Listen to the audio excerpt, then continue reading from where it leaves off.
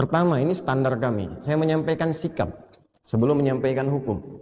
Sikap saya terhadap musik, karena saya ini senang Quran, cinta Quran, dan berharap menjadi bagian dari ahli Quran, maka posisi saya menjauhi musik karena saya tidak suka musik. Gelombang musik itu nggak sama dengan gelombang Quran. Itu poin saya. Kemudian sampailah pada titik surat Asy-Syu'ara. Saya sampaikan makna Asy-Syu'ara, jamak dari kata syair. Ya, syair itu artinya begini dan sebagainya. Nah, yang dicuplik itu yang itunya aja tuh. Ya, syair pemusik. Lalu disimpulkan dan dibuat sebuah framing. Ada surat musik di Quran, Ustadz ini menghalalkan musik. Ya, ada perkataan Abdullah bin Umar radhiyallahu anhu. Beliau meninggal wafat tahun 73 Hijriah, sahabat masyhur. Beliau mengatakan, ya, pada saat melewati sekelompok orang, terjemahnya saja, melewati sekelompok orang yang sedang melakukan ihram, mau umrah, mau haji. Lalu kemudian di antara mereka ada seorang yang bernyanyi, sambil ihram, sambil dia bernyanyi. Maka kata Abdullah bin Umar kepada orang yang bernyanyi itu, ingatlah, aku berdoa kepada Allah, semoga doa-doamu tidak diterima. Abdullah bin Umar mendoakan si penyanyi itu supaya doanya tidak diterima. Ya. Begitu juga dengan Abdullah bin Abbas radhiyallahu anhu yang meninggal tahun 68 Hijriah. Beliau mengatakan seluruh alat-alat musik atau ma'azif hukumnya haram. Bahkan beliau mengatakan beduk, gendang dan sejenisnya juga serta seruling masuk dalam hukum haram. Ini perkataan sahabat, ya. Ini teman-teman bisa melihat tentunya tidak asing di dalam buku-buku yang sangat masyhur seperti misalnya kalau tadi pendapat Abdullah bin Umar itu dari kitab Zammul Malahi, ya. Zammul Malahi di nomor 17, di halaman 17 dan juga Talbis Iblis yang tulis oleh Ibnu Qayyim di halaman 240, ya. Kemudian juga kalau yang tadi Abdullah bin Abbas radhiyallahu anhuma yang mengatakan haram alat-alat musik atau ma'azif itu diriwayatkan oleh Al-Baihaqi dalam sunan beliau serta juga disahihkan oleh para ulama. Begitu juga dinukil pendapat-pendapat para ulama-ulama yang masyhur dari Imam 4 pun sama. Pendapat-pendapat mereka mungkin ini kalau saya ingin bahas cukup panjang tapi teman-teman bisa nanti melihat, ya. Tapi kita coba mulai dulu dari generasi setelah sahabat ada Umar bin Abdul Aziz yang beliau wafat tahun 101 Hijriah, ya. Beliau jadi khalifah waktu itu tahun 99 selama 2 tahun sampai 101. Beliau mengatakan pada saat menulis surat kepada guru anaknya. Beliau mengatakan kepada guru anaknya, hendaklah yang pertama kali engkau tanamkan keyakinan pada anak-anakku dari akhlakmu adalah membenci alat-alat musik. Jadi Umar bin Aziz berkata kepada guru anak-anaknya, yang paling pertama kalau saya kepada anakku, kau harus tunjukkan kalau kau benci musik itu. Ya. Yang pertama, sesuatu yang dimulai dari syaitan dan akibatnya ialah mendapatkan kemurkaan dari Allah yang Maha Pengasih. Karena sungguhnya telah sampai kepadaku dari para ulama yang terpercaya bahwa menghadir alat-alat musik dan mendengarkan nyanyian serta menyukainya akan menumbuhkan kemunafikan dalam hati. Ini perkataan Umar bin Abdul Aziz tahun 101 Hijriah meninggalnya. Kita sekarang 1445 Hijriah. Ini masih generasi awal, ya. Beliau mengatakan karena nyanyian serta menyukainya akan menumbuhkan kemunafikan dalam hati. Sebagaimana air menumbuhkan rumputan.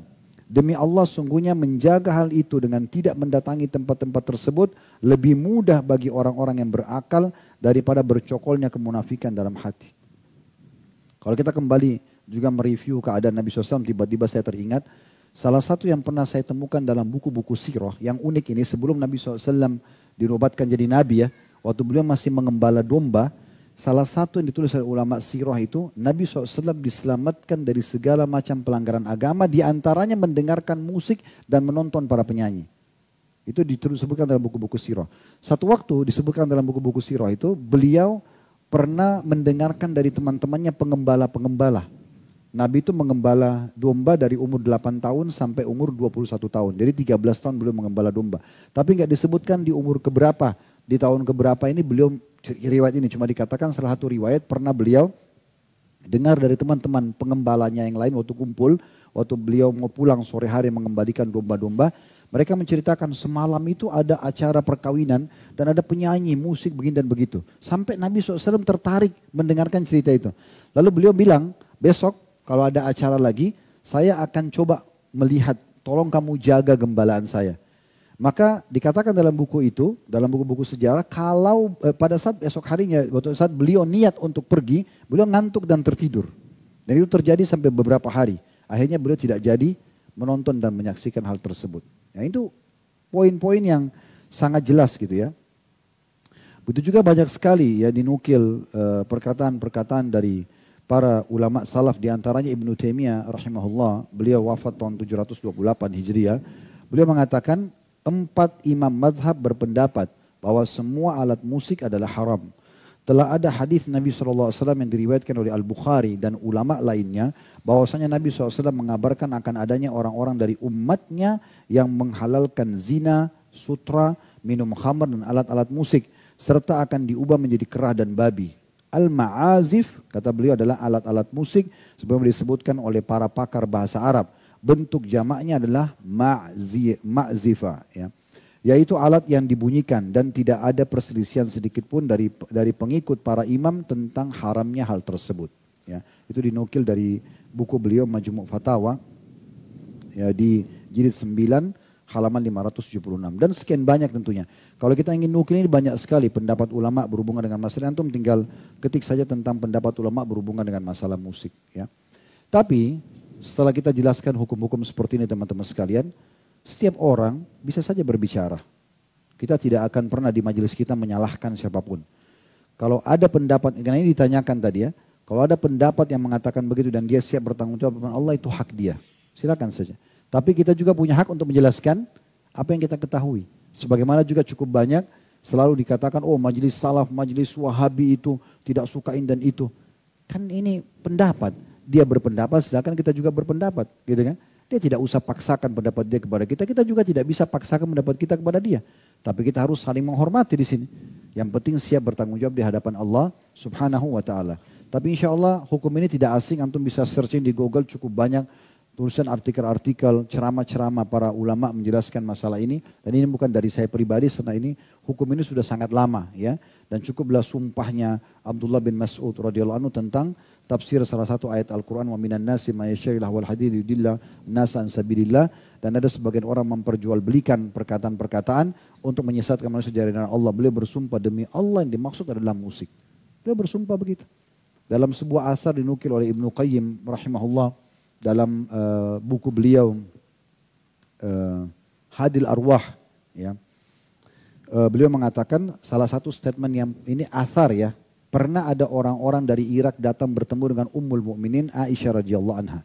Lalu mereka menanyakan tentang masalah gempa. Wahai Ummul Mukminin, ada gak informasi dari Rasulullah SAW tentang gempa? Lalu beliau mengatakan, ada. Bila orang-orang sudah menghalalkan khamar, zina, dan para penyanyi-penyanyi sudah tampil, maka Allah akan murka di atas langit sana. Kemudian Allah perintahkan bumi untuk menggoncangkan dirinya. Terjadi gempa. Itu perkataan Ummul Mukminin Aisyah radhiyallahu anha.